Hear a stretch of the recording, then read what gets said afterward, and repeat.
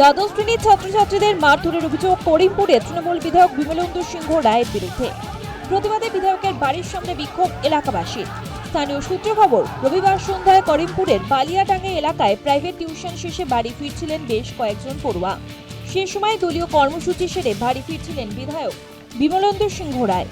অভিযোগ, হর্ন বাজানোর সত্ত্বেও বিধায়কের গাড়িকে পথ না ছাড়াই গাড়ি থেকে নেমে বেধড়ক মারধর করা হয় ওই পড়ুয়াদের।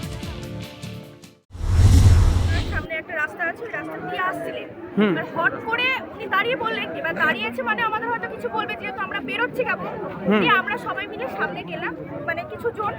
কি হয়েছে ব্যাপারটা, উনি বাইরে ফট করে এসে স্যারকে বললেই, স্যারকে জাতামাতাভাবে অপমান, গায়ে হাত তোলা দিয়ে আমি ঘরের মধ্যে ঠেলা দিয়ে গেল যে আমি বলছি যে আমাদের আজকে ছুটি হয়ে গেল, আমাদের 12-এর পরীক্ষা, আমরা কেমন বেরোচ্ছি।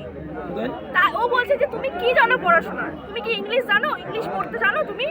কে বললো? ফট করে বলছে এমএলএ, ফট করে গায়ে হাত দিয়ে আমার মুখে একদম এরকম করে কথা বলছে যে তুমি পড়াশোনা জানো কি? পড়াশোনা কিছু জানো? তোমাদের মতো মেয়ে, তোমাদের মতো এরকম স্যারদের জন্য সমাজটা খারাপ হচ্ছে।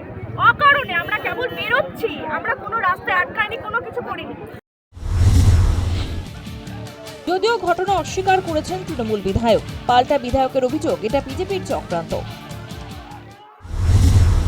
সর্বৈব মিথ্যা, মিথ্যার পেছনে দৌড়াই, সত্যির নাগালে বাইরে চলে যায়।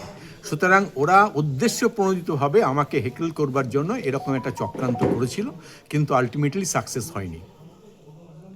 এরা কারা এর পেছনে আছে বলে আপনার মনে হয়? বিজেপি, ভারত জ্বালাও পার্টির সব নেতারা, তারা চেষ্টা করছে কালিমালিপ্ত করবার জন্য, যে যাতে বিজেপি একটা জায়গা যেতে পারে, কিন্তু পারবে না, কারণ বিজেপি অনেক পিছিয়ে রয়েছে। সুতরাং বিজেপির এই চক্রান্তকে আমরা কোনো মতেই রিয়াদ করব না। ঘটনার পর থেকেই উত্তপ্ত হয় এলাকা। স্থানীয় বাসিন্দারা বিধায়কের বাড়িতে চড়াও হন, বিক্ষোভ দেখাতে থাকেন তারা। খবর পেয়ে ঘটনাস্থলে যায় মুরুটিয়া থানার পুলিশ। News time.